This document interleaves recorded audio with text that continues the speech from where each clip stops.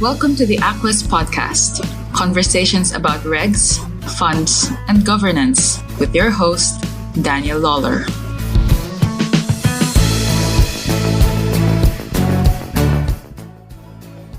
Hello, podcast listeners, and welcome to the Aquest podcast with me, Danny Lawlor. If you're new to the Aquest podcast, do hit the subscribe button on your preferred podcast supplier even, so that you're kept up to date as and when new podcasts drop from Aquest. If you haven't already done so, do make sure you register for the Funds Ireland Minicon, which is coming up in the first week of November. Tons of content there, and obviously, as we record this podcast, the Central Bank's Dear CEO letter to conclude the CP86 thematic review has just dropped, and we will have, I'm sure, plenty to chat about at Funds Ireland Minicon, try and unpick that and decide where that's going to take us into the future. So, free to attend Funds Ireland Minicon. We're going to have an attendee there from Central Bank of Ireland, James O'Sullivan, who is the head of the funds policy team at Central Bank, is going to come along to one of the sessions at Funds Ireland Minicon. You can log in, you can hit him with your questions, and let's see what James has to say. So looking forward to very much myself. There's a free goodie bag, free digital goodie bag for everybody who registers and attends, and it's all free to do so as well. So check out fundsirelandminicon.com, hit the RSVP button, and you're in. Now, for today's podcast, I'm really, really delighted to be joined by Monel Amin. And Monel is the head and founder of a firm called Diligence Vault. Diligence Vault is a RegTech solution that helps firms manage due diligence. And that's both in terms of, for example, investors who are doing due diligence on funds and then their directors and mancos, or mancos, for example, where they're doing due diligence across their delegates, like a range of investment managers, and also across their distribution network as well. So given that due diligence, and just mentioned that the Central Bank's Dear CEO letter dropped a couple of days ago, in that it talks about managers needing to do more in terms of due diligence before making an appointment and then annually thereafter. Of course, if you've got a lot of investment managers or a lot of other delegates that you're trying to oversee, that can become a mountain of work. So I thought it was really interesting to talk to Monel and understand some of the themes that people are spending a lot of time doing due diligence on, but also how firms are managing that whole process, giving the increased amount of requests, the increased depth of those requests, and the potential to get absolutely swamped in paperwork and spreadsheets, trying to keep on top of responding to due diligence questionnaires. Monel has some great insights, so well worth a listen. And with that, I'm going to shut up and get on with the show. Hello, Monel. Great to have you on the Aquest podcast. Delighted to have you along. Thanks, Daniel. I look forward to being on the podcast, and thanks for having me. Well, you're based in New York. How are things over there with you guys? You're in the midst of COVID. You have an election in a couple of weeks at this stage. What's the mood on the ground? I think it's optimistic, given the beginning of the lockdown was far more severe for New York overall. But I think people are getting used to it, and they're optimistic and looking forward to what's about to happen just with the election, but also hoping that, yes, we are waiting for a second wave, but we may not even get it. So we'll see. We'll see. Yeah, I know we've just started a second lockdown over here, but I guess having been through it before, this one doesn't feel as severe or as much of a shock. It's more of a drain, and because you feel like you're back where you were, but actually in practice it's not as huge a difference as the original time. The schools are still open, for example. It's amazing how people adapt so quickly. I think April was a big shock for all of us, but now it's almost business as usual.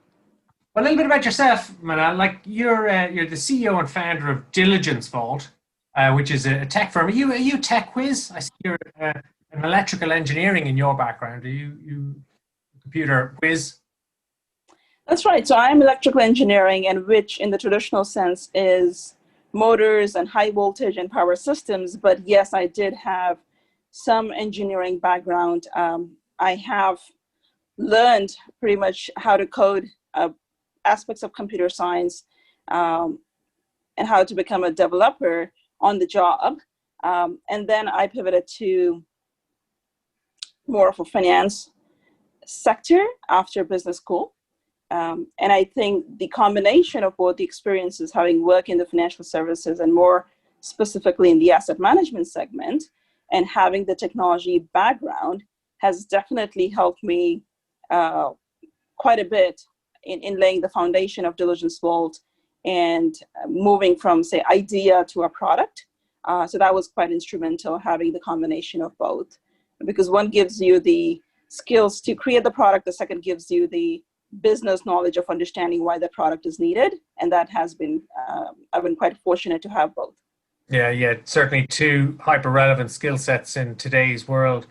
And I guess the reason why I was especially interested to chat to you and get you on the podcast was the work that you do around due diligence and the insights that you have on, for example, the levels of due diligence required today. Because we really see here in the Irish funds industry, for example, you really see a focus now on an increased amount of due diligence on two sides, I guess, as we'd see it. One is where an investor is coming into a fund. They really are asking a lot of the fund, and increasingly the fund directors and the fund providers like the fund management company. And when they go through a due diligence process, it's not a one-pager. It tends to be a pretty chunky questionnaire that you're asked for. And then the other side, and we saw this just yesterday, the central bank, our regulator here, published some additional guidance. And they're looking for, in this instance, fund management companies, but financial services firms where they are delegating to really be very, very thorough in how they do an assessment before they appoint somebody, and then on an ongoing basis that annually at least doing due diligence on their delegates. So I said, this kind of falls into the world in which you operate, Monel. I'm very interested from your perspective, and I guess the States tends to be a little bit ahead of us in terms of developments, what you've seen around the use of diligence, the extent to the depth that the due diligence goes into, the response of the firms when they receive a due diligence request. What's the due diligence world like, Monel? Yeah, no, absolutely. So I think the reason we exist is we found this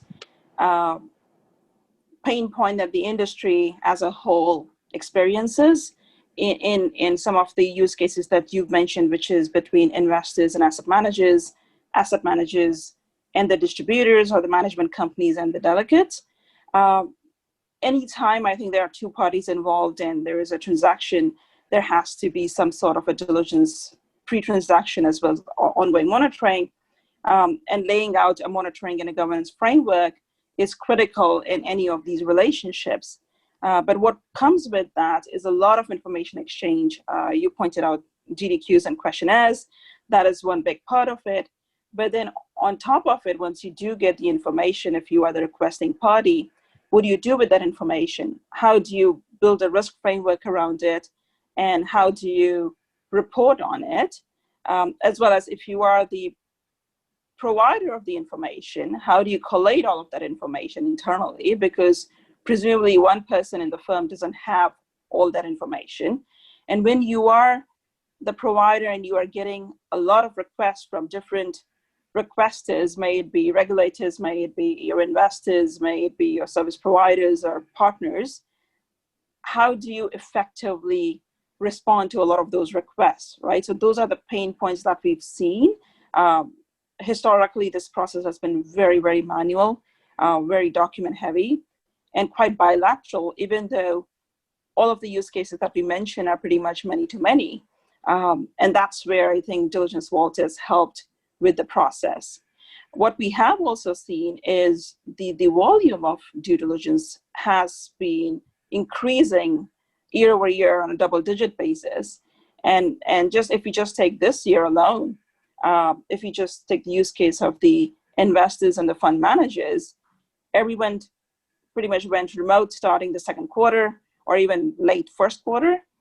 So a lot of collaboration that would happen when you are in the office kind of broke down. Again, as this was a change in working environment, there was a greater amount of diligence that was required. So all of a sudden, there was a stress in the system in terms of information exchange. And then one of the biggest trend that we've seen in the investment diligence space is, and even the distribution diligence space, is that there's a significant increase in focus on sustainability, on the social aspects of ESG, and that requires a lot more reporting as well in terms of diligence information going back and forth. And that has also put an additional stress So these are the trends that we have seen this year, but the fundamental problems across these different use cases are exactly the same. Well, there's lots in that, Monel. Let's start with the themes and the current themes that are getting the most attention when firms are doing due diligence. I think you mentioned there ESG is a big one, sustainability. And I guess the other one, if you're doing due diligence, is probably around work from home and how you've deployed your BCP. BCP, yes. Probably around crypto. Are they the kind of the hot topics today when firms are doing due diligence? Absolutely. So I think if you think about the investor and asset manager or fund manager interaction, these are absolutely hot topics. With work from home, BCP is a big area, which was at the beginning of the lockdown, but increasingly it is cyber risk, given everyone's working remotely,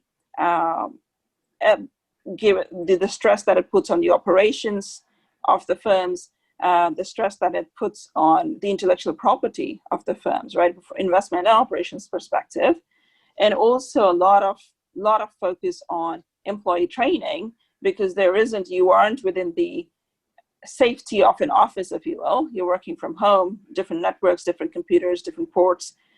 So all of those things have kicked in quite a bit.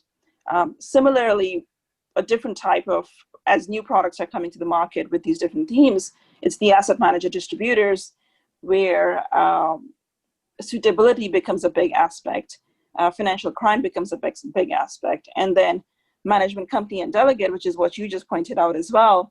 I think staffing, governance, all of those have also become a big trend.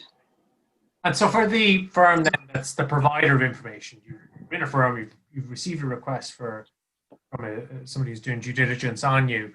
What are the biggest challenges to responding to that? I guess you're thinking about, well, it's likely there's not one person that has the answers, it's across the firm.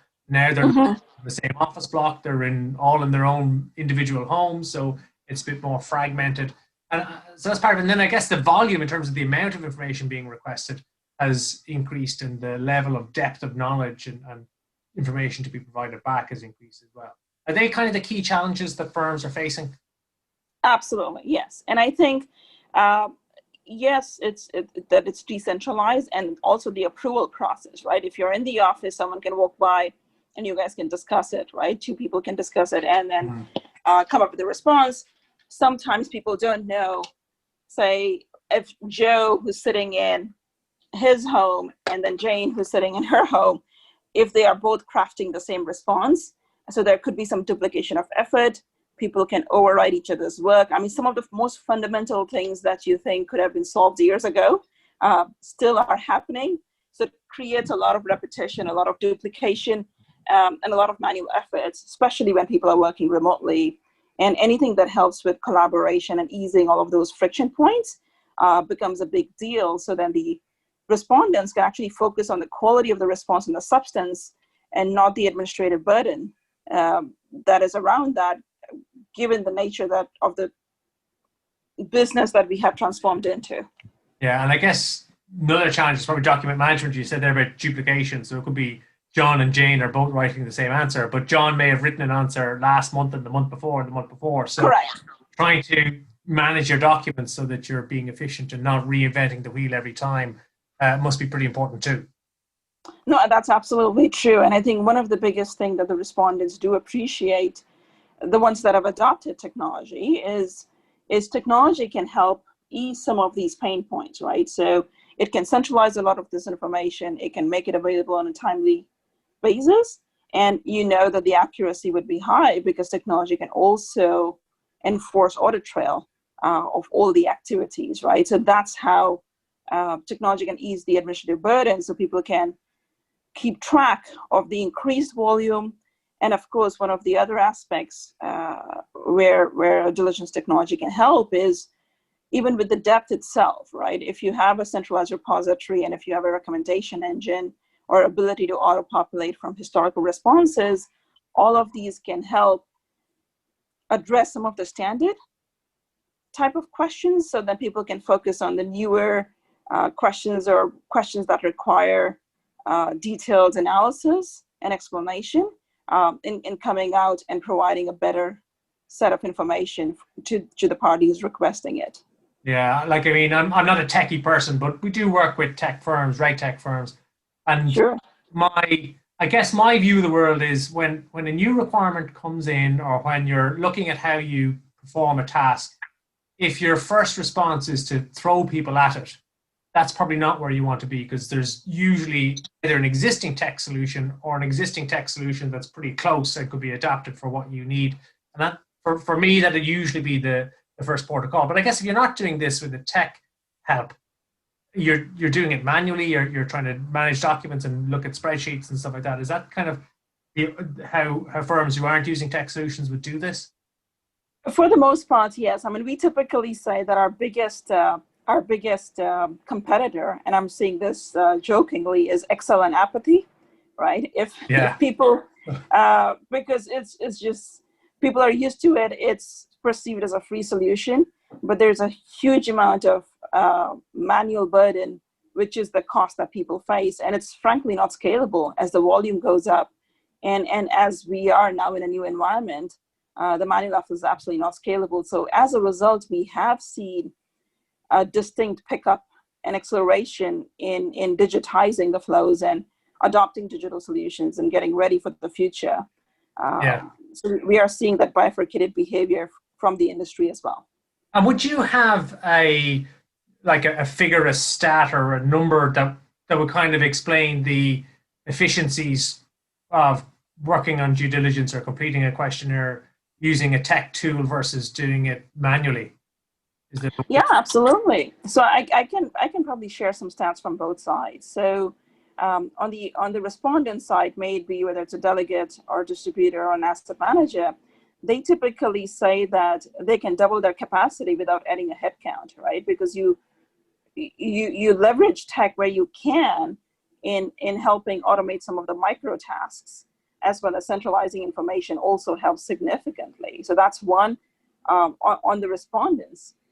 On the requesters, whether it's be an investor or a management company or the asset manager from the distributors, they have said that they've seen a significant decrease in their administrative burden, which is up to 60 to 70%, depending on how and what form of tech they adopt.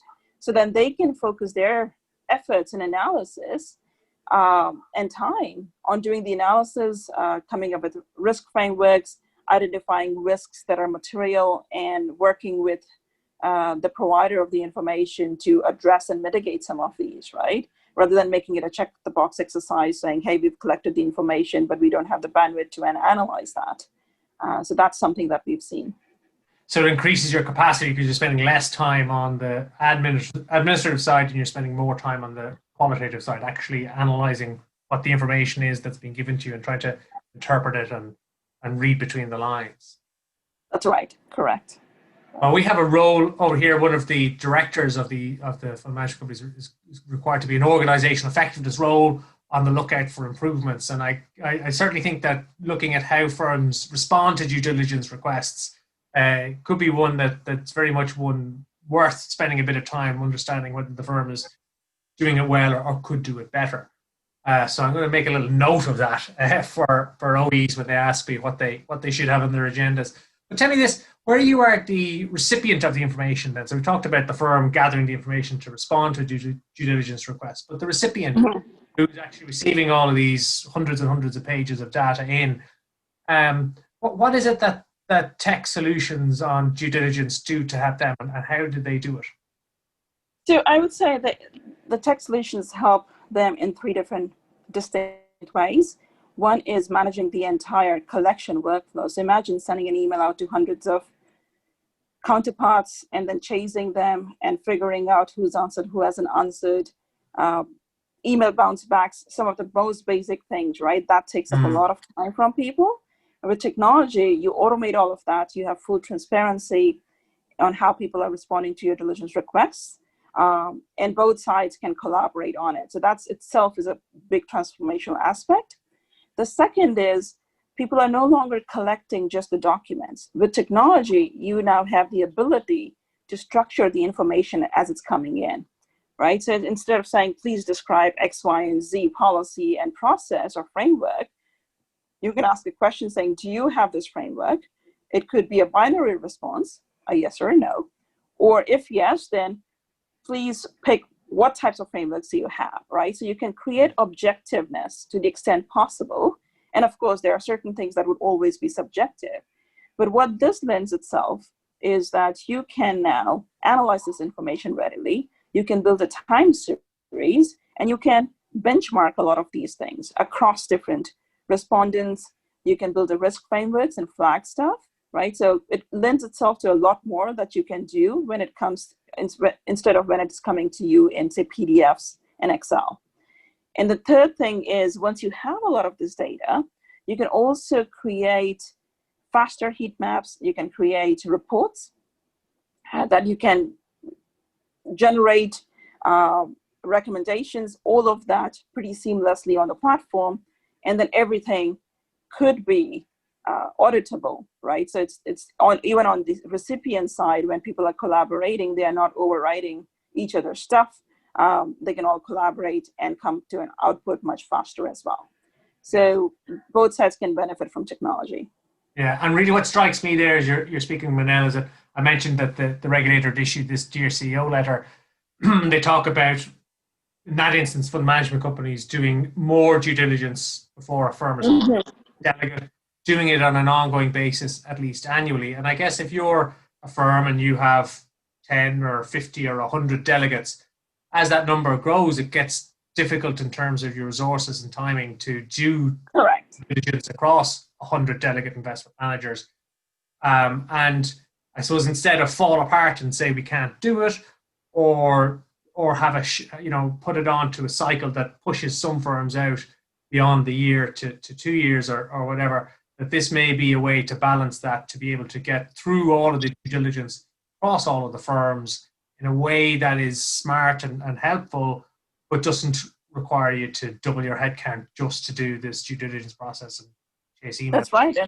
And we are in an environment where people are really focusing on operational efficiency and ROI. So absolutely. Okay. And tell me this then. So I guess when I think about due diligence, I said at the start that I can see kind of two aspects. There's the investor doing due diligence on the fund and the director and probably the fund manco and service providers of the fund. And then there's the manco, or the regulated firm, doing due diligence on their delegates. Are these two processes, although they're from slightly different perspectives, are they effectively, the principles are the same, the approach is the same? Is there much different between the two worlds? So I would say the fundamental process stays the same. The principles do stay the same. What would differ is the type of information collected and what is the impact of that information, right? Is it for governance or is it for investment? And then what analysis you would do on top of that, right? So I think we always say that diligence happens everywhere in the world. And again, we joke that dating is a type of diligence where you exchange information and you make a decision. So the process and the principles are absolutely the same. It's the content that changes. And to that extent, there are a lot of industry standards that have come up with best practices to also reduce the burden on the industry as a whole as they exchange this information. But then people can definitely customize it, because we don't want the delegates responding to the same question 3 different times if it's coming from 3 different audiences. Especially in the manco delegate, it's probably not going to be too many of one-to-manys, but the asset managers and the service providers and investors and fund managers, that could be too many of the one-to-manys, as well as the ongoing ones over year or period over period. Yeah, sure. Well, listen, if you can pivot digital diligence vault so that they can do due diligence and boyfriends and girlfriends and potential spouses, I think you're there. Well, let me just ask one question to wrap up. The other thing we mentioned about was distribution and due diligence on distribution networks. It's a tricky one, and certainly here it's very much part of the framework for our CP86 and our mancos, but it's not one that would have received at this stage tons of attention. The attention has been more on risk management, investment management, organizational effectiveness. But distribution is out there. It's a tricky one because it can be a very disparate, a very wide chain, a very disparate chain. You could be away from the cold face. And if I were a director and I'm thinking about risk and what could go wrong, the way that the people selling the fund interact with investors, what they tell them, what they promise them, That's right. how suitable this product is for that investor. It's all very terribly important that that's gotten right, because that's a huge source of risk if somebody feels aggrieved or that they were sold something that wasn't as it was presented on the tin. So I just wondered, when it comes to due diligence and trying to keep your hands around your distribution network, any insights there, any tips for what best practice might be? So I think, yeah, so to your point, suitability risk is a big thing that people evaluate. And rather than evaluating every single transaction that happens between the distributor and the end investor, it's the governance framework that people are focusing on. Is does the distributor have the governance framework to make sure that they carry out the suitability? Do they test that periodically? And the other aspect is custody of the assets. Who has the custody of the assets, the distributor, or is there a third-party custody? Because all of those things would roll up into a risk as to how risky that relationship is, right? If they have weaker controls and a custody of assets, then the chances of financial crime and the repercussions on the asset manager could be much higher. So their duty of care and diligence, and for them to go to a fragmented distributor framework, especially if it's a global framework, could be very challenging. And that's where technology can help and give them that framework to make their own oversight and monitoring process more effective and efficient. Yeah, and I think get to the heart of the matter. And as you said, you can't, it's not for you to oversee every single interaction and every single transaction. So you are kind of dependent on looking at frameworks and have they got the basics right, or the foundations in place to support a business, a distributing business that's going to do the right thing. Correct. So you're right in terms of putting the focus there. I think it's one that, as I said, it's part of the framework. It's not got the most amount of attention yet, but as things settle down in other areas here, there's a big amount of attention on resourcing and boots on the ground. When that settles, I think distribution will be one. So if you're a manco or you're an OE role and you're trying to look down the tracks for where is next, I think distribution is the one that's going to require that attention. Monel, that was wonderful. I really appreciate your time. It's given some wonderful insights. I said it's a very topical issue. And as firms are either expected to do more due diligence or receiving more due diligence requests, how they respond to that and manage what they do, are consistent in their responses, and do it in a way that doesn't mean that the entire business is taken over to just responding to DDQs. It's got to help. It's got to help. Yep, absolutely. That's what we are counting on. So yes. Good.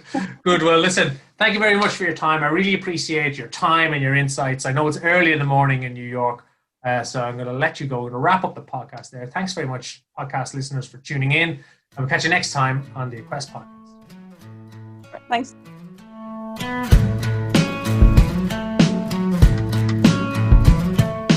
You've been listening to the Aquest podcast. For information about our training and advisory programs or our academy, visit aquest.ie. For more resources on regs, funds, and governance, check out our YouTube channel, Daniel Lawlor, RU, RQ.